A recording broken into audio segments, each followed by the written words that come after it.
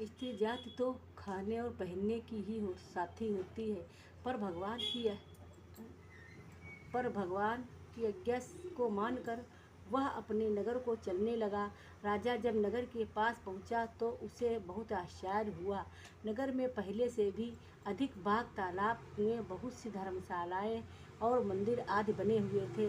राजा ने पूछा कि बाग और धर्मशालाएं किसके हैं? तब नगर के सभी लोग कहने लगे कि यह सब रानी और दासी ने बनवाए हैं। यह सुनकर राजा को आश्चर्य हुआ और गुस्सा भी आया। जब रानी यह सुना कि राजा आ रहे हैं तो वह अपनी दासी से बोली, देख राजा हमें बहुत बुरी दशा में छोड़ गए थे।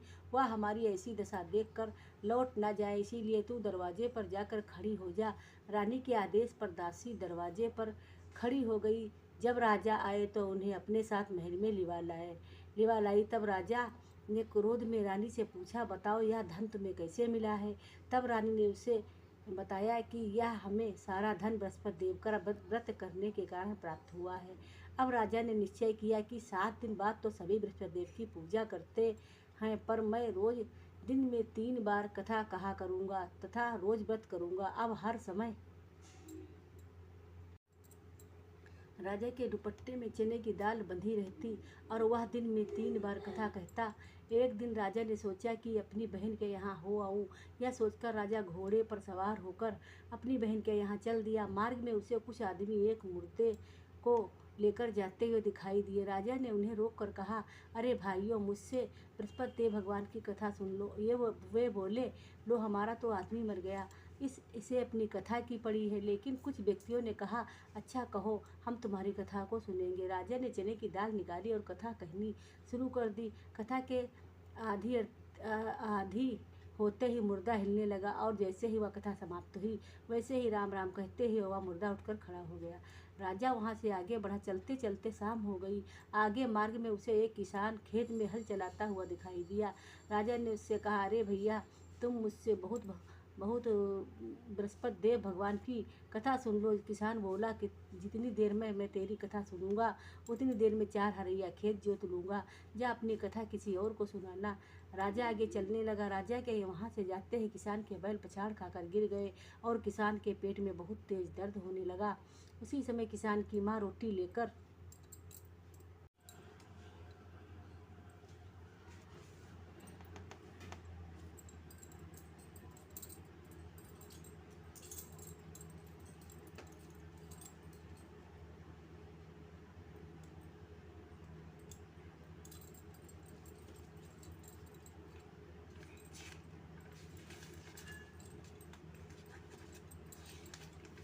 काट दिए वाला।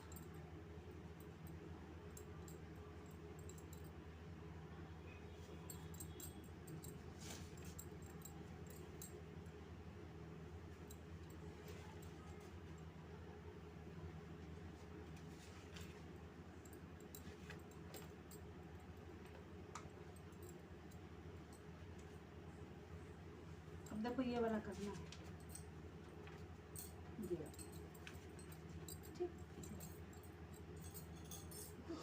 कर चुके हैं, तैयार हो गए। यहाँ कर चुके हैं, जो ना करना है।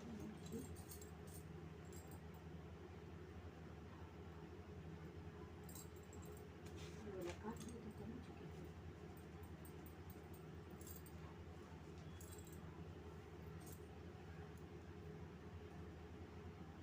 तो कर चुके हैं। पागल भी तो नहीं कहा।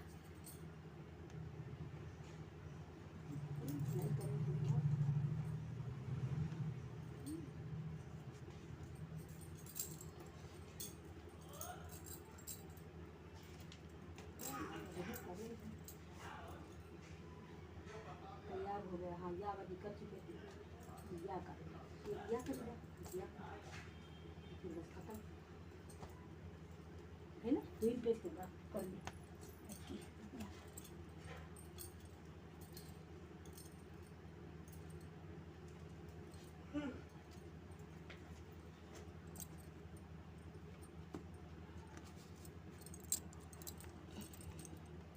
टेढ़ी किताब आई रही, लेकिन टेढ़ी आई तो कलम है ना। देखो भैया, हिली है किताब।